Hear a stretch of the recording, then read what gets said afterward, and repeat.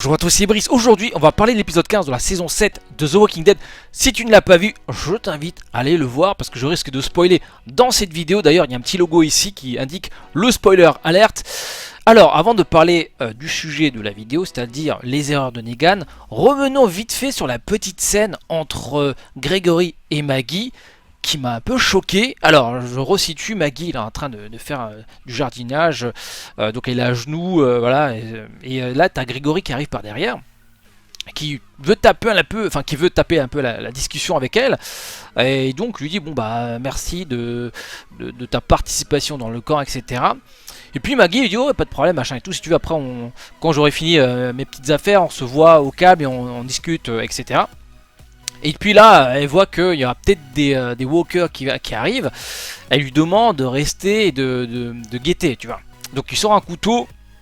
Et puis pendant quelques secondes, quelques minutes, il voit Maggie à genoux. Il a le couteau en main. Il se dit, ah, ici, là il n'y a personne autour de nous. Alors oui, bon, pour situer aussi l'action, ils sont en dehors du camp, donc il n'y a personne. Il se dit, ah, avec un petit couteau tombé du camion sur la nuque comme ça, elle meurt, bim, personne n'a vu, comme ça je règle un problème parce que depuis que Maggie est arrivé dans le camp, bah, Gregory se retrouve un peu au second plan, c'est plus lui le mec en charge. Et donc voilà, ça l'a traversé, enfin cette idée de tuer Maggie a traversé son esprit, pardon. Il était prêt à tuer une femme enceinte quand même, cet enfoiré. Et donc voilà, comme je l'ai dit dans une de mes précédentes vidéos, il mériterait une petite boulette entre les deux yeux. C'est une bombe, ce mec, à tout moment, il peut faire des choses qui pourraient être assez tragiques. Et donc, heureusement qu'il s'est repris, parce qu'en fait, je pense que s'il ne l'a pas fait, c'est par instinct de survie. Il se dit, si je tue Maggie, comment je vais devoir expliquer ça si les habitants finissent par trouver le coupable, c'est-à-dire moi, bah, je suis grave dans la merde. Et en plus, Maggie, il faut pas l'oublier, c'est qu'elle apporte beaucoup de connaissances, et ses connaissances en jardinage, voilà, c'est elle qui s'occupe des cultures, et donc s'il y a moins de cultures, bah, du coup, il va devoir rendre des comptes au sauveur. Donc c'est par instinct de survie, je pense, qu'il s'est repris, ce con, et du coup, il a pas tué. Puis après on voit qu'il est vraiment misérable, hein. Il est incapable de tuer le moindre walker. Et Maggie me fait trop rire, tu es là avec sa petite pelle de jardinage là, tac tac tac, hop, elle se lève au calme, hop, elle tue le zombie avec la petite pelle. Voilà, on voit qu'il y a un fossé entre les deux personnages. Un est vraiment un leader né, enfin surtout Maggie, alors que l'autre c'est vraiment un... Comment dire ça, c'est juste un pion. C'est un pion qu'on peut dégager à tout moment. Pourquoi elle se retrouve à gérer la colline, on ne sait pas. C'est peut-être sa faculté à baisser son froc. Parce que d'ailleurs, à la fin de l'épisode, vers la fin de l'épisode, il manigance un truc qui m'inspire pas grand chose de bien, dans le sens... apparemment, il a sorti la petite note que Simon lui avait donnée. Et donc je pense qu'il va balancer des choses pour sauver son cul, et ça sent pas bon. Donc voilà, un personnage problématique, voilà, le personnage qui tourne son cul en fonction du vent, c'est jamais une très bonne chose. Quelques mots sur l'attaque sur Oceanside que je trouve vraiment mal foutu. Je comprends vraiment pas la logique des scénaristes. Alors, petit rappel, Rick et quelques bras armés sont venus à Oceanside pour récupérer les armes. Ils mettent en place des petites détonations pour ensuite repousser, enfin pour attirer les différents habitants dans un lieu pour ensuite les encercler, etc. Alors déjà, se trimballer avec des explosifs, c'est un peu dangereux. Et puis, qui dit explosion dit attirer les zombies. Je veux dire, enfin les walkers, parce qu'à un moment il y a des gens qui me disent ah non, on dit pas que c'est des zombies, on dit que c'est des walkers. Ok, j'ai compris. Donc je ne vois pas vraiment l'intérêt. Est-ce qu'ils auraient pas pu venir et discuter au lieu de faire des explosions, venir avec les armes au poing et menacer tout le monde? Ok, ils ont envoyé comment il s'appelle, Tara, pour discuter un peu avec Nathania, je crois, la big boss du clan. Je sais pas, c'est mal goupillé. Ils auraient dû, je sais pas. Je trouve ça vraiment de l'action inutile. Histoire de justifier une petite attaque de zombies, etc. Bon, après, il y a certains zombies qui sont vraiment stylés. Il y en a un mec qui avait une tête avec, je sais pas, il y avait vraiment des zombies tu vois qu'ils ont passé trop de temps dans l'eau salée. Mais sinon voilà, je trouve vraiment cette séquence pas hyper intéressante. Bon, ce qui était marrant, c'est quand, je sais plus comment il s'appelle, Cindy colle une droite à sa grand-mère. Bon. J'ai aucun respect pour les personnes âgées. Au final, voilà, il récupère les armes. Mais après, c'est un peu, comment dire, ça m'a un peu choqué. Moi personnellement, ils auraient pu quand même leur laisser quelques armes.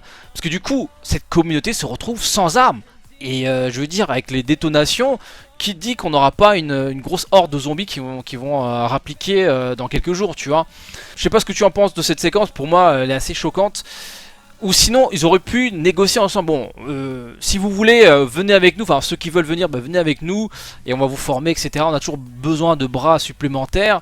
Non, il dit non, on prend les armes et on vous laisse dans votre merde, démerdez-vous. Perso, moi je trouvais ça choquant. Et puis, on va avancer sur le sujet de la vidéo. Est-ce que Negan ne ferait-il pas des erreurs en embauchant tout et n'importe quoi?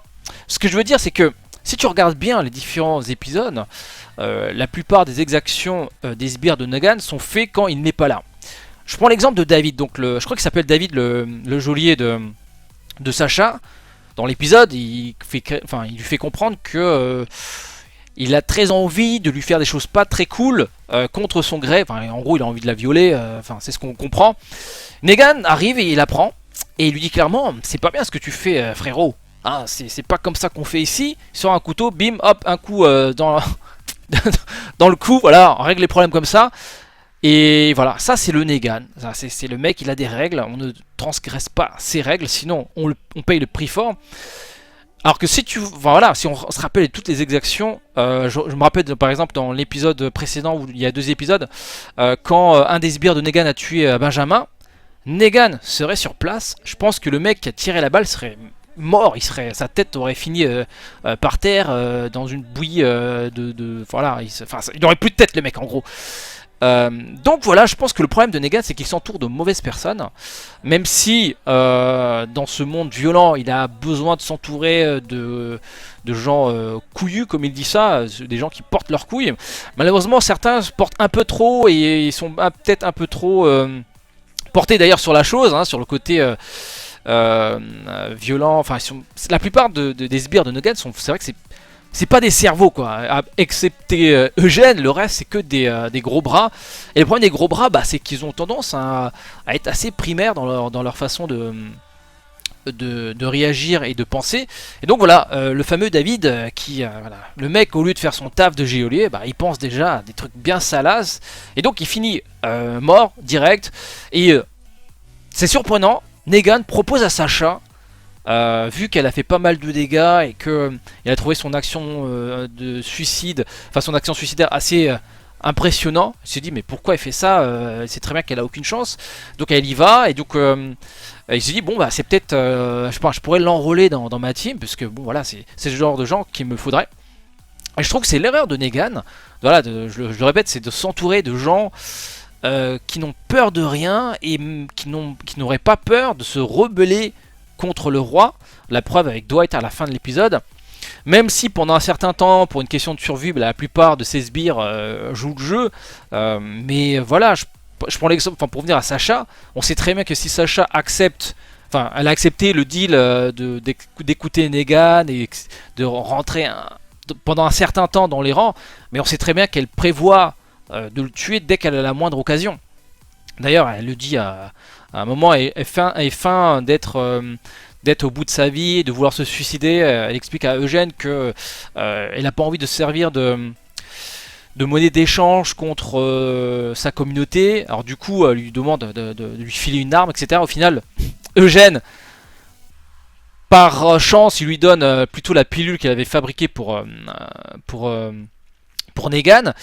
Mais à la base, on le voit, hein, il y a un plan, elle sourit, Sacha. En gros, ce qu'elle voulait, c'est le tuer, quoi. Tuer Negan dès qu'elle a la moindre occasion. Et pareil, quand Negan a enrôlé Eugène, la première réaction que j'ai eue, c'est ah, c'est cool, Eugène va pouvoir retourner son cerveau et préparer un plan. Il va foutre un peu la merde dans la défense de Negan pour laisser Rick et ses potes attaquer plus facilement la base. après coup, le précédent épisode a contredit l'idée que j'avais d'Eugène. Eugène a vraiment baissé son front complètement. Il ne joue pas un double jeu et c'est un peu dommage. Voilà, c'est un peu décevant. Mais bon. Enfin bref, pour fermer la parenthèse, Negan a fait des erreurs. La preuve avec Dwight.